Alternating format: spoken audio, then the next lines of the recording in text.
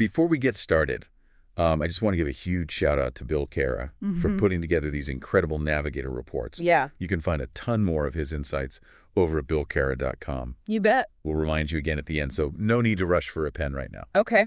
Okay. So let's dive into Navigator report number 7, covering the week of February 17th to 23rd. All right. It's especially interesting to see how things have developed since his week 6 report. Yeah. We're seeing some major market jitters thanks to those looming tariffs. Uh-huh. Gold is absolutely shining as a safe haven. Oh, yeah. And Bill Cara is hinting at a potential stock market crash on the horizon. It's fascinating to see how these global trends are playing out against the backdrop of what's happening politically and economically. It really is. One thing that stood out to me was the performance of commodities. Right. There were some big swings this week. Yeah, oil prices remained fairly flat year to date and even dipped a bit this week. Okay. But then you have natural gas, Yeah. which jumped nearly 15%. A pretty dramatic move. Yeah. Bill Cara attributes this to strong demand coupled with some supply chain issues, Right. which is something we've been seeing across the board. And even with all the uncertainty around tariffs, copper is still holding strong. Right. Up over 16% since the beginning of the year. That's right. It seems like strong industrial demand is outweighing those tariff concerns. Okay. But where things get really interesting is gold. Yeah. It hit a high of nearly $3,000 an ounce this week Wow. and is up 12% year to date. Huge.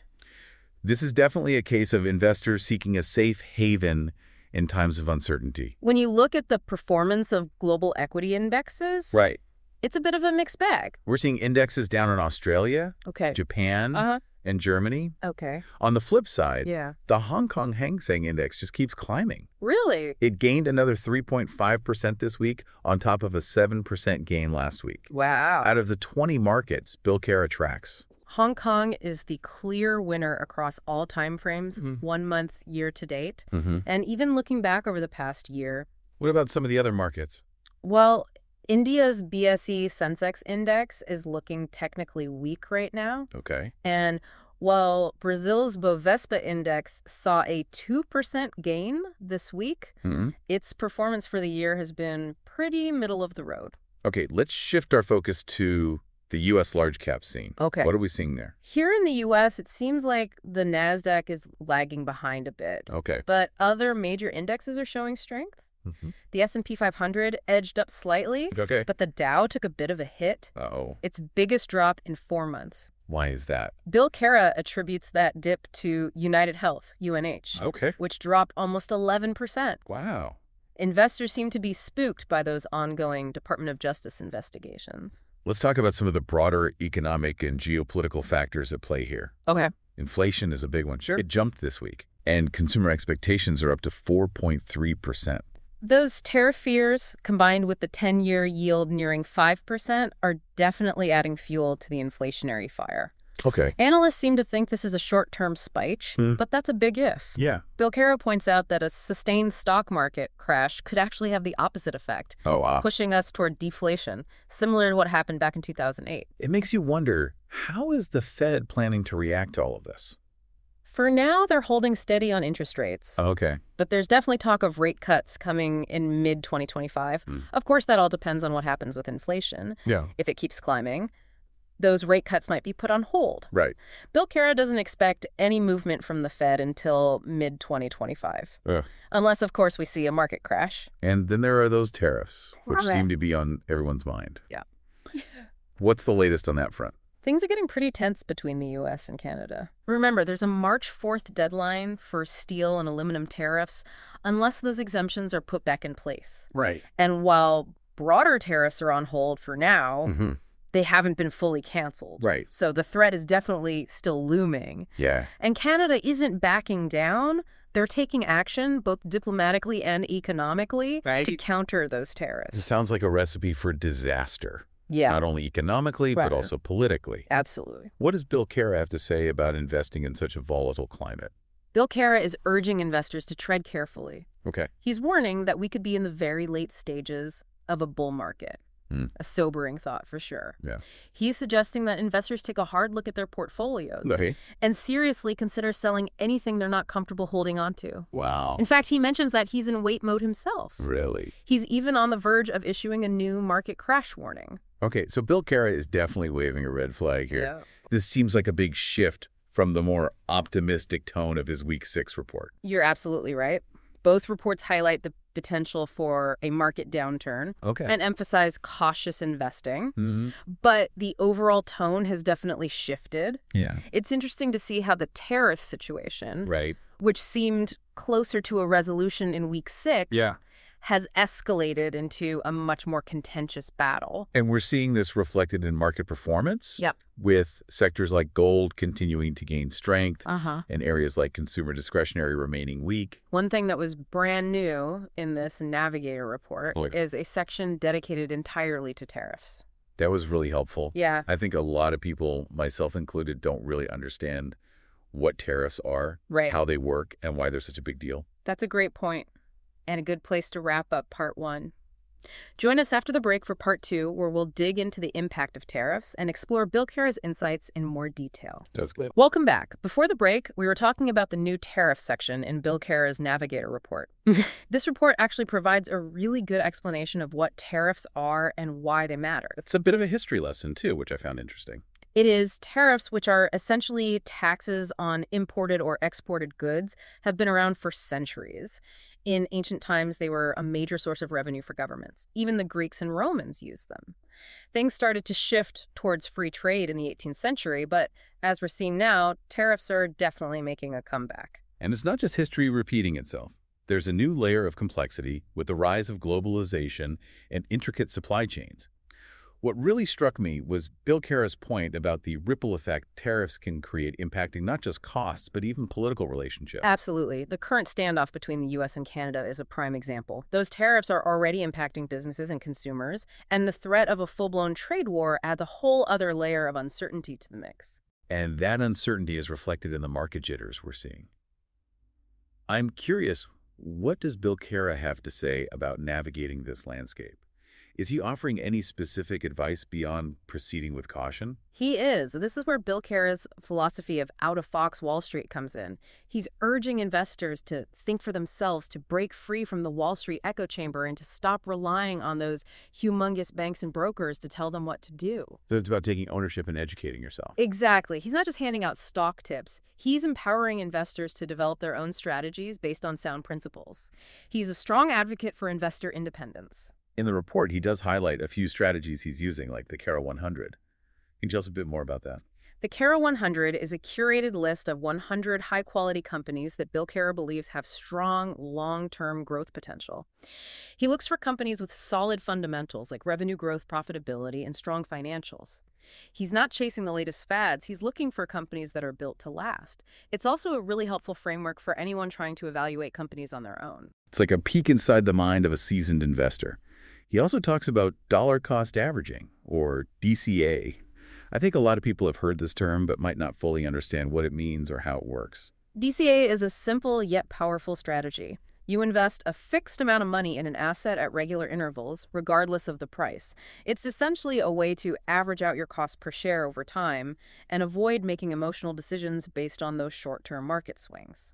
So instead of trying to time the market, you're consistently investing over time, riding out those peaks and valleys. Exactly.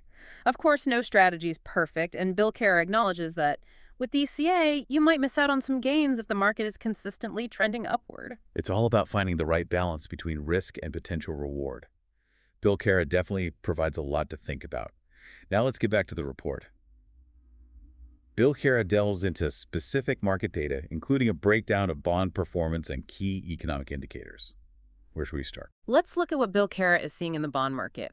He points out that high-yield spreads have continued to widen, reaching about 475 basis points. This is up from 450 the previous week, and suggests that investors are getting a bit more skittish, especially with those defaults we're seeing in commercial real estate and the uncertainty surrounding tariffs. So we're seeing those ripple effects, again, with concerns in one area impacting other parts of the market. Exactly. Moody's has also been making some moves, though. Those $120 billion in leveraged loans downgraded to junk status earlier this year haven't seen any major additional downgrades this week. But there was good news for GE Aerospace. Moody's upgraded their senior unsecured ratings to A3 and gave them a positive outlook. Interesting. It seems like there's a lot of focus on risk right now. What else did Moody's do? Well, they also assigned a rating to a new class of CLO refinancing notes issued by KKR CLO 35. Limited CLOs, or collateralized loan obligations, are basically bundles of corporate loans that are packaged together and sold to investors. Okay, I think I'm starting to understand how this all fits together. What about yields? Bill Cara mentions that he doesn't have the time to go into a deep analysis of bond yields in this report, but he does emphasize the importance of keeping an eye on them as a key indicator of market sentiment. He does recommend a specific ETF for investors who want exposure to investment-grade corporate bonds.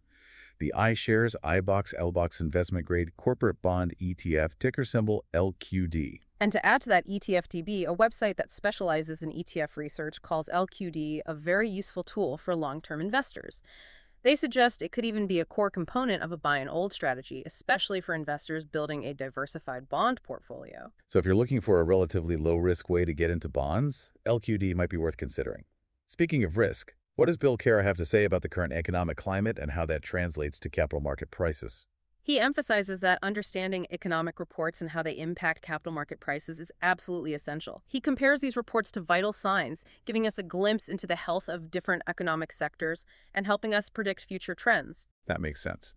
And Bill Cara is particularly focused on U.S. consumer data reports, right? Yes, consumer spending is a major engine for economic growth. So when consumers are confident and spending freely, it's good news for businesses and the overall economy.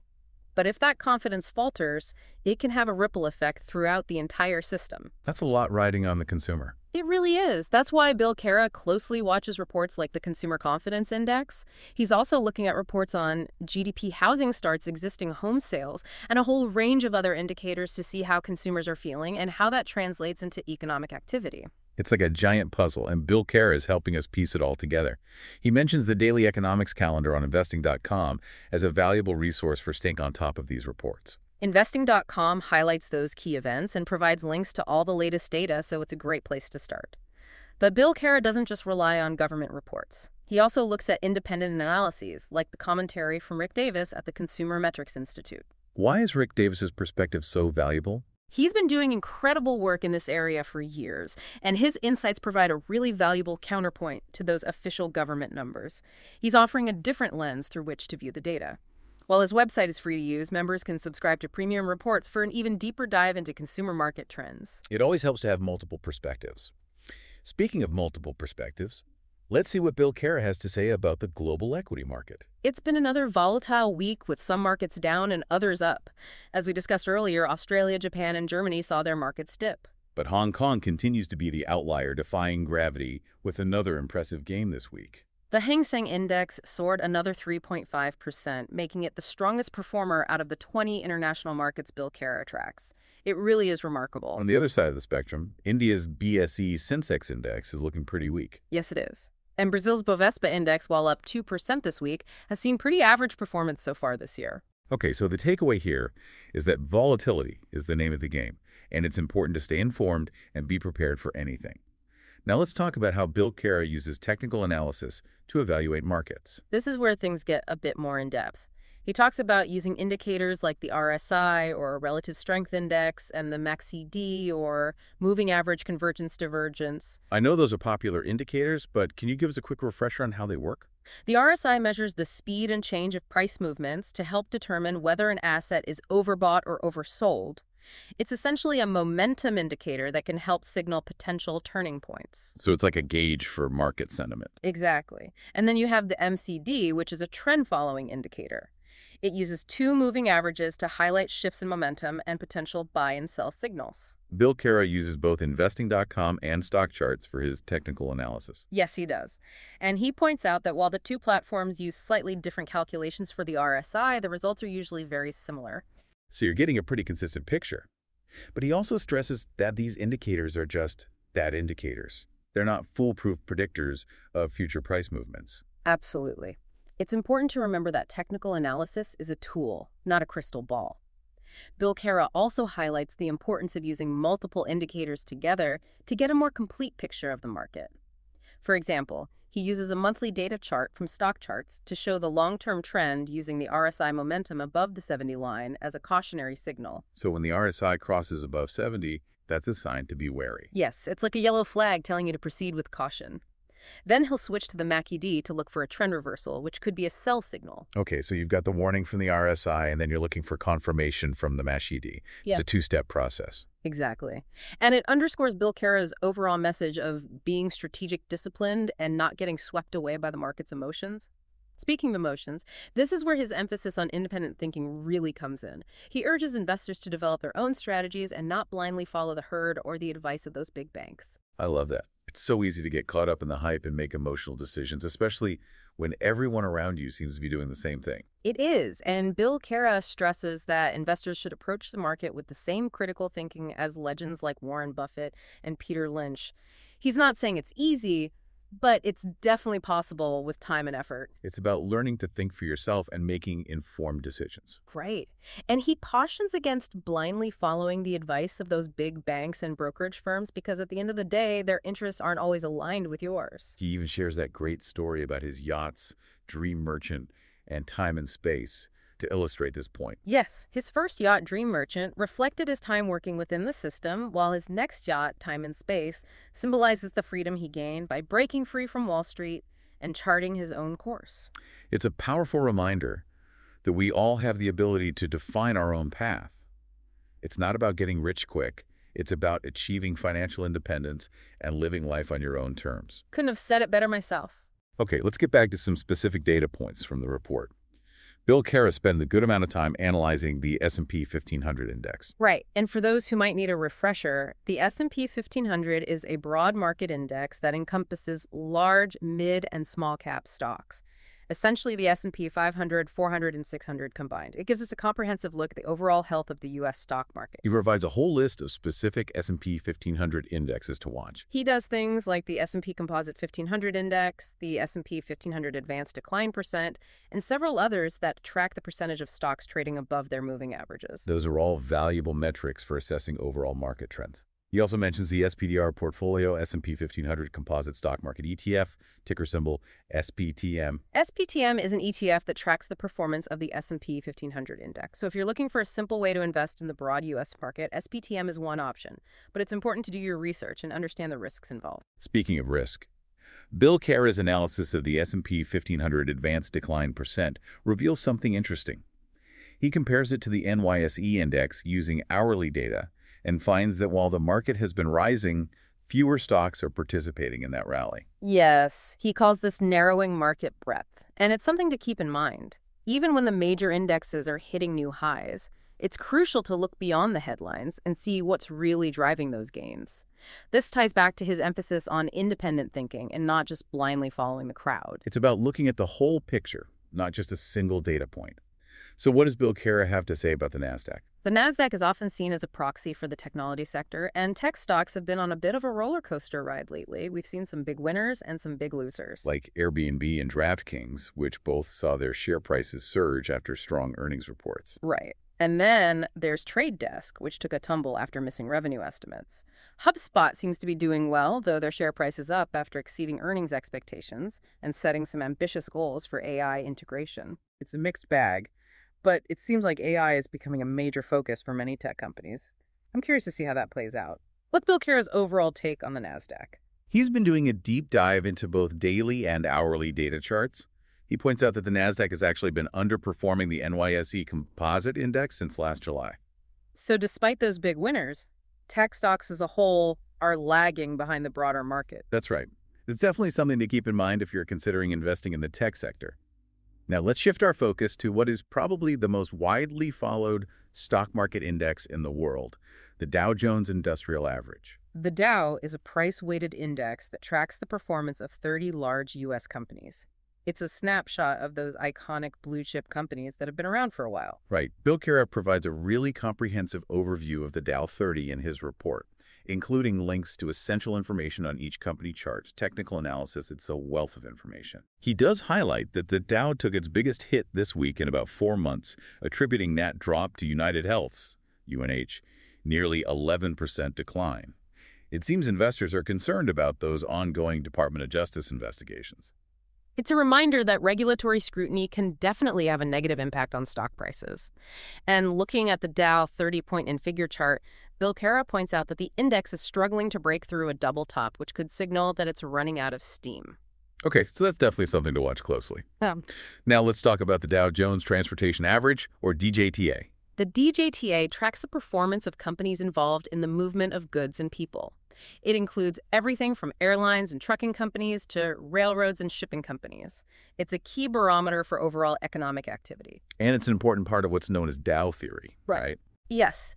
Dow theory is a set of principles for technical analysis that was developed by Charles Dow, the founder of the Wall Street Journal. One of the key tenets is that the DJIA and the DJTA must align to validate a trend. So if the DJIA is hitting new highs, but the DJTA is lagging behind, that could signal a problem. It makes sense.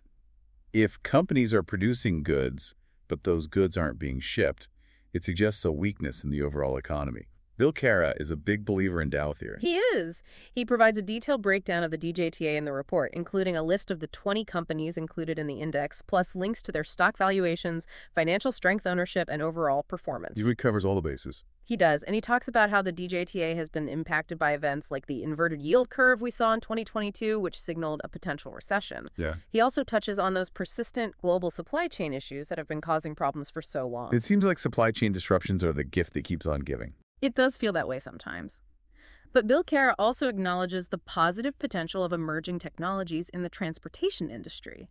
He specifically mentions self-driving cars and drones, which are already starting to make their mark. It's fascinating to think about how technology will continue to reshape industries in the years to come. It really is.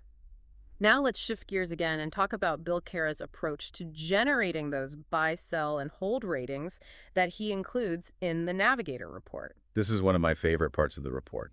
It provides such great insight into how he analyzes stocks, commodities, and other assets. Bill Cara emphasizes that these ratings aren't trading signals, but rather conditions to be aware of.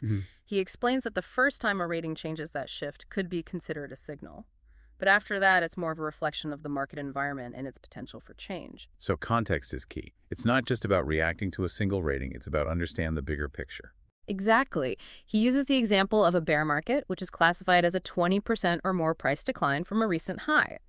Just because a stock is in a bear market doesn't mean you need to sell it right away. It just means the overall market is in a downtrend. So it's about being patient and looking for those technical indicators to signal a potential reversal before making a move. Precisely. Bill Cara also talks about how different investors and traders use various time horizons for technical analysis. Day traders typically focus on hourly and minute data charts, while investors often prioritize daily and weekly data. He cautions against day trading, arguing that most individual investors don't have the resources or expertise to compete with those big institutions and hedge funds that dominate that space. He's not pulling any punches. He's not. He calls most day traders delusional for thinking they can consistently beat the market.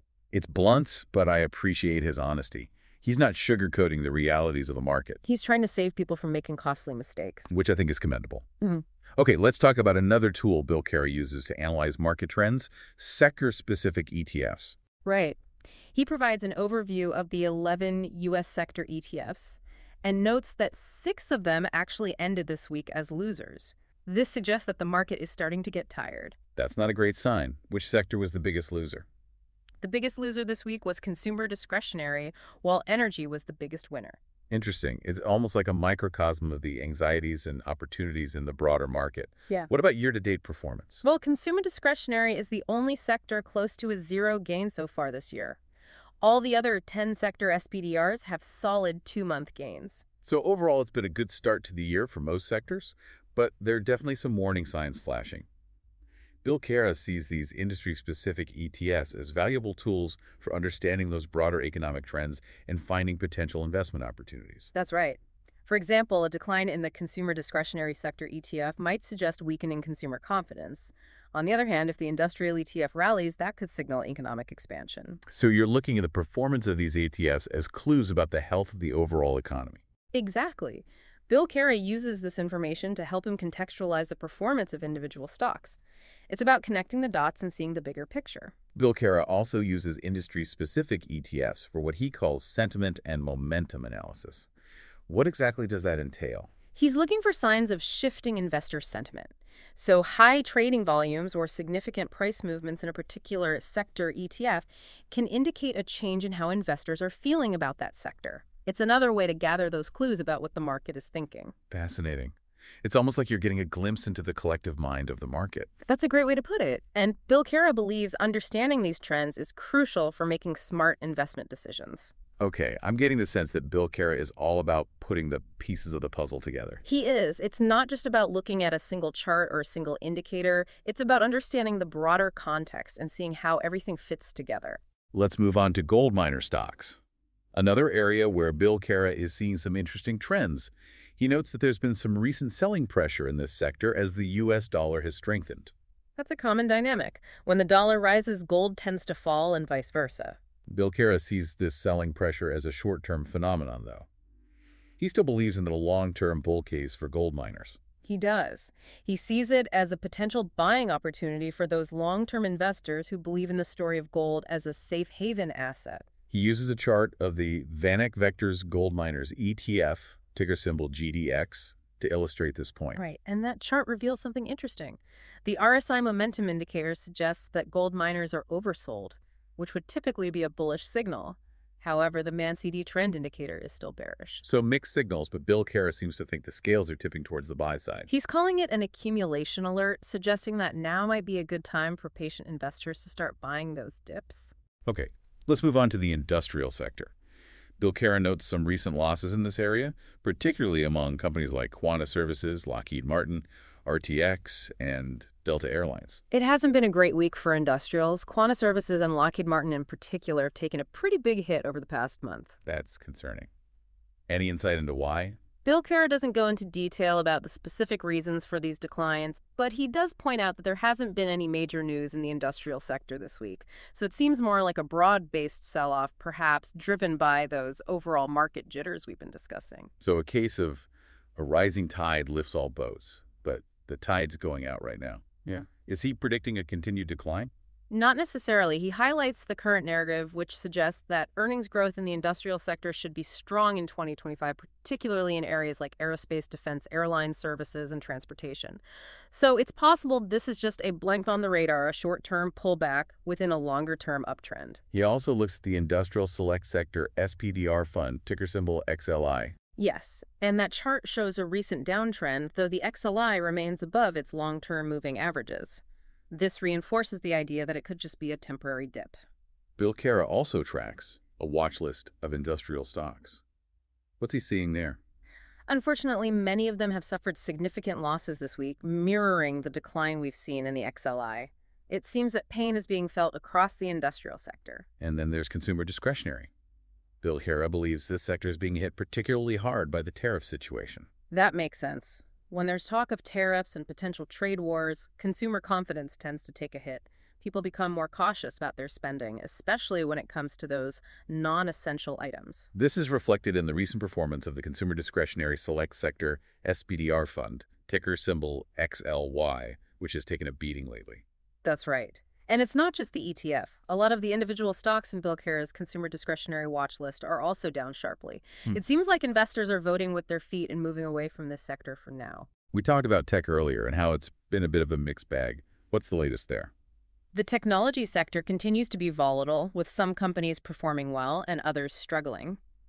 Bill Cara points out that the Technology Select Sector SPDR Fund, ticker symbol XLK, has been relatively flat recently. So not much movement overall. But that doesn't mean there aren't some interesting stories within the sector. Exactly. Bill Cara's watch list shows some divergence. Apple and Nvidia have had strong weeks, but Vertiv Holdings took a pretty big hit. It seems like the winners and losers are becoming more pronounced. Bill Cara seems to think that tech will continue to be a volatile area in the coming months, especially as investors try to figure out what's happening with the economy and interest rates. I think that's a fair assessment. There's still a lot of uncertainty in the air. Okay, let's shift gears to the real estate sector. Hmm. Bill Cara provides a pretty in-depth look at the Real Estate Select Sector SPDR Fund, ticker symbol XLRE. What's his take? He's noticed a downtrend in XLRE, recently attributing it to the rising interest rate environment. That makes sense. When borrowing becomes more expensive, it can definitely cool down the real estate market. Exactly. The individual stocks on his real estate watch list are also down sharply, so it looks like a broad-based decline across the sector. He also spends some time talking about REITs, or real estate investment trusts. Mm. I think a lot of people are curious about REITs, but not everyone fully understands what they are or how they work. That's a good point. A REIT is basically a company that owns, operates, or finances income-producing real estate. Think office buildings, shopping malls, apartment complexes, that kind of thing. So it's a way to invest in real estate without actually having to buy and manage properties yourself. Exactly. And one of the benefits is that REITs are required to distribute at least 90% of their taxable income to shareholders in the form of dividends. So for income-oriented investors, REITs can be a pretty attractive option. They can be a good source of income, but Bill Cara cautions against chasing those high dividend yields. He's right. It's tempting to get lured in by a juicy dividend, but if the REIT's stock price drops, you could end up with a negative total return even with that dividend. So it's all about the total return, not just the yield. What else does Bill Cara have to say about REITs? He emphasizes the importance of diversification. Don't put all your eggs in one basket. Spread those investments across different types of REITs that focus on various segments of the real estate market. This can help to mitigate some of that risk. Makes sense. Bill Cara also takes a look at the Dow Jones U.S. Real Estate Index, ticker symbol DJUSRE. He does, and that index shows an interesting trend. The U.S. real estate market has been strong for quite some time, enjoying a multi-year uptrend, Right. but there are signs that it's starting to cool off. So it's a sector to watch closely.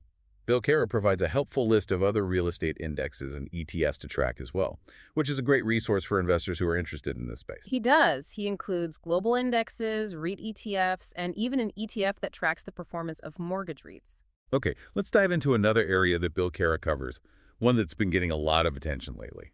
Artificial intelligence, or AI. AI is a game changer with the potential to revolutionize countless industries. Bill Cara believes this is one of the most exciting areas to watch, and he provides a list of AI and robotics ETFs for investors to consider. He mentions the Global X Robotics and Artificial Intelligence ETF, ticker symbol BOTZ. That sounds intriguing. He also includes helpful links to stock charts and FinViz, which are websites that provide all kinds of data and analysis on stocks and other assets. Okay, so he's giving investors the tools to do their own research, which aligns with his philosophy of empowering individuals. Exactly. Now, he also digs into the idea of physical intelligence, which he sees as a key component of AI. I've heard of artificial intelligence, but what exactly is physical intelligence? It's the ability of a machine to interact with the physical world. Think of robots that can move around and manipulate objects, or self-driving cars that can navigate complex environments. Bill Cara believes this ability to interact with the real world is essential for AI to reach its full potential. It's like taking AI from the theoretical realm into the real world, which makes sense if you want it to have a tangible impact. Which companies are leading the charge in AI and physical intelligence? Bill Cara highlights companies like Tesla, IBM, Intuitive Surgical, Baidu, Alibaba, and Tencent Holdings, all big names making huge investments in AI research and development. He's also bringing up some thought-provoking geopolitical implications. That's right. Bill Cara points out that AI has the potential to create new tensions between nations, and he highlights a recent speech by U.S. politician J.D. Vance, who argued that the U.S. needs to take steps to protect its national security as China's AI capabilities grow. So AI is not just a technological advancement, it's a geopolitical game changer as well. It is, and Bill Cara encourages investors to stay informed about these developments and to consider the potential risks and opportunities AI presents. Speaking of exciting yet potentially risky areas, let's talk about Bill Cara's thoughts on Bitcoin, cryptocurrency, and blockchain. This is a world that's full of both potential and hype, which can make it difficult to navigate. What does Bill Cara have to say about the current state of the cryptocurrency market? He starts by acknowledging that Bitcoin has been on a wild ride lately, plummeting to a 3-week low before bouncing back somewhat. It's a volatile market driven more by speculation than fundamentals, and Bill Cara attributes some of this recent volatility to trade war fears sparked by tariffs on those Mexican, Canadian, and Chinese imports. So everything's connected. What's happening in one area of the market can have ripple effects across the board. What about other cryptocurrencies? Ethereum and other altcoins have seen even sharper declines than Bitcoin, so the pain is being felt across the crypto space. Bill Cara does provide a list of Bitcoin and cryptocurrency ETFs for investors to consider, including the Grayscale Bitcoin Trust, ticker symbol GBTC. So there are options for investors who are interested in getting into this space. But I imagine Bill Cara would urge caution. He absolutely would. He stresses that cryptocurrencies are highly speculative assets, and their prices are driven more by sentiment and momentum than by underlying fundamentals. It's easy to get caught up in the hype, but it's important to remember that crypto is still a relatively new and unproven asset class. Exactly. And Bill Cara encourages investors to really understand the dynamics of the market and the inherent risks before jumping in. He acknowledges that blockchain, the technology underlying cryptocurrencies, has transformative potential. He explains it as a distributed ledger technology that enables secure and transparent transactions. I know blockchain is a big deal, but I'm not sure I fully understand how it works. Think of it this way. Instead of having one central authority like a bank controlling the ledger, the record of transactions is replicated and distributed across a network of computers. This makes it very difficult to tamper with those records because any changes would have to be made on every single copy of the ledger. Okay, so that's where the security comes in. It's like a digital fortress. Exactly. And Bill Cara believes blockchain has applications far beyond finance, everything from supply chain management and voting systems to healthcare. It really could be a game changer. He also breaks down the distinctions between Bitcoin, Ethereum, and other altcoins. Yes, and he stresses the importance of understanding the specific characteristics of each cryptocurrency before investing Bitcoin, as the original cryptocurrency is still the biggest player, but it's not the only game in town. Ethereum, for example, is a platform for building decentralized applications, and altcoins encompass all the other cryptocurrencies out there. Okay, so it's not a one-size-fits-all market. You really need to do your homework. Speaking of doing your homework, Bill Cara dedicates a section of the report to biotechnology. This is another area that's full of potential breakthroughs and exciting advancements. It is, and he highlights some of the recent breakthroughs we've seen in gene editing and the growing use of AI in drug discovery. It feels like we're on the cusp of some incredible advancements in healthcare. What specifically is Bill Cara excited about? He points to the growing sophistication of CRISPR technology, a revolutionary gene editing tool. It's already being used to develop treatments for a wide range of diseases, and the potential is really limitless. It's amazing to think about the possibilities. It seems like science fiction is becoming reality. I know, right? And Bill Cara is also excited about the role of AI in drug discovery. AI algorithms can analyze massive amounts of data, identifying potential drug candidates much faster than traditional methods. It's like accelerating the entire research and development process. So instead of taking years or even decades to develop new treatments, we could potentially see that timeline compressed significantly. Exactly. He also talks about the continuing evolution of personalized medicine and synthetic biology, both of which hold the potential to transform how we treat and prevent disease. It's definitely an exciting time to be following the biotech industry. What does Bill Cara have to say about the overall performance of the sector? He provides a helpful chart of the NYSE Arca Biotechnology Index, ticker symbol BTK, which tracks the performance of the sector as a whole. That chart shows a strong upward trend for the BTK over the past several months. So for investors looking to capitalize on this wave of innovation, biotech seems like a good bet. It could be. But as always, it's important to do your own research and understand the risks before making any decisions. No strategy is foolproof. Right. The market is full of surprises.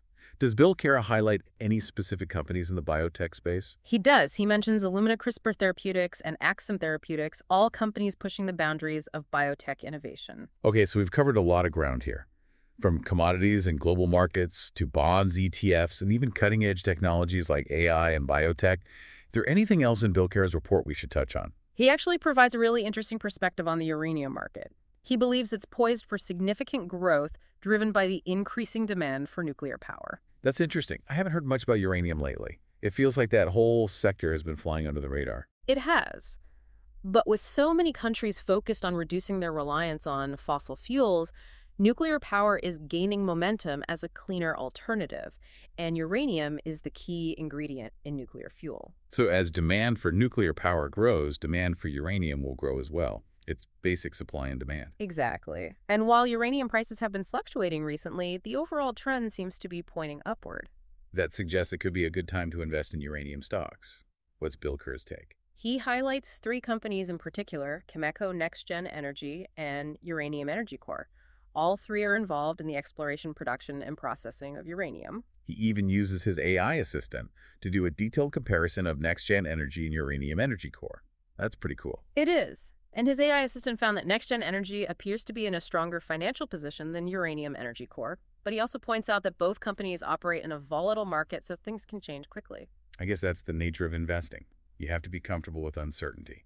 What does he have to say about Cameco? He provides a helpful chart that shows Cameco's stock price peaked back in December and has been in a bearish trend since then. Cameco is the largest uranium producer in North America, so its performance is a pretty good gauge for the overall health of the sector. So it might be a good idea to wait for a better entry point before jumping into Cameco. That's one approach. It's always wise to be patient and wait for the right opportunity. Bill Cara also dedicates a significant portion of the report to portfolio management. I'm really interested to hear his thoughts on this topic. He starts by emphasizing the importance of differentiating between quality and price. That's a key distinction. A stock's price can fluctuate wildly in the short term, driven by emotions and speculation. But a truly high-quality company, one that's built to last, will have strong fundamentals that support long-term growth. Exactly. And Bill Cara actually quotes Warren Buffett to drive this point home.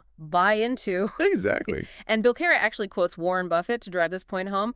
Buy into a business that's doing so well an idiot could run it because sooner or later one will. Classic Buffett. It's about finding those companies that are so well managed, so well positioned in the market that they can withstand any storm. Right. You're not just buying a stock, you're buying a piece of a business. Bill Cara provides a helpful checklist of factors to assess the quality of a company. Things like strong leadership, solid financials, consistent revenue growth, and a strong reputation in the industry. Those are all good indicators of a company that's built for the long haul. He also provides a list of high-quality companies from the Dow Jones Industrial Average, those blue-chip companies based on revenue growth, profitability, and financial strength. It's a great starting point for investors who are looking for those rock-solid businesses. He's a big believer in diversification too, right? Absolutely. He always emphasizes spreading those investments across different sectors, asset classes, and geographic regions. It's the age-old wisdom of not putting all your eggs in one basket. It's about managing risk and building a portfolio that can weather any storm. Bill Cara is also very transparent about his own investment strategy. He talks about his Cara 100 portfolio, that curated list of 100 high-quality companies we discussed earlier. Yes, he goes into detail about the rationale behind some of the recent additions and removals he's made to that portfolio. It's like getting a sneak peek into his decision-making process, which is invaluable for those of us who are still learning the ropes. He explains why he added companies like Los Mondelez International and Nextra Energy. He sees them as having strong fundamentals and being well-positioned for long-term growth. And on the flip side, he removed companies like Ameresco Marati Therapeutics and Matador Resources due to concerns about growth sustainability, profitability, or environmental risks. Exactly. He's constantly evaluating those companies and making adjustments as needed. He also spends some time explaining the difference between those two common investing approaches: growth investing and value investing. For those who might not know, can you give us a quick rundown of what those terms mean? Growth investors typically focus on companies that are rapidly expanding their revenues and earnings. They're often willing to pay a premium for those high-growth stocks because they believe that growth will continue and those companies will eventually be worth even more. They're essentially betting on the future. So it's about potential. And sometimes those growth investors are willing to overlook current profitability if they see a clear path to future success. That's a great way to put it. Value investors, on the other hand, are bargain hunters. They're looking for those diamonds in the rough stocks that are undervalued by the market. They believe those undervalued companies will eventually see their stock price rise as the market recognizes their true worth. So growth investors are focused on future potential, while value investors are more focused on current fundamentals. Bill Cara makes it clear that both approaches can be successful, but the key is finding the one that aligns with your individual goals and risk tolerance. Exactly. It's about knowing yourself as an investor. Bill Cara also discusses income investing, which is all about generating a steady stream of income from your investments. This is especially popular with retirees and anyone else who's looking for a reliable source of cash flow. He highlights some of the typical income-producing investments, including dividend stocks, bonds, and REITs. He also emphasizes that income investors need to be aware of the impact interest rates, central bank policies, and the overall market environment can have on those yields. Right. And he provides a helpful list of U.S. dividend income indexes to track, including the Dow Jones U.S. Select Dividend Index and the NASDAQ U.S. Dividend Achievers Select Index. Those are great starting points for income-focused investors. Bill Cara doesn't shy away from more complex topics either. He even provides an overview of options trading. I have to admit, options have always seemed a bit intimidating to me. They can be complex, but Bill Cara does a good job of explaining the basics. Options are contracts that give the buyer the right, but not the obligation to buy or sell an underlying asset at a certain price within a specific time frame. So you're essentially making a bet on the future price of an asset. Right. And he explains that there are two main types of options: calls and puts. A call option gives you the right to buy an asset at a certain price, while a put option gives you the right to sell an asset at a certain price. So if you think the price of an asset is going to go up, you might buy a call option. And if you think the price is going to go down, you might buy a put option.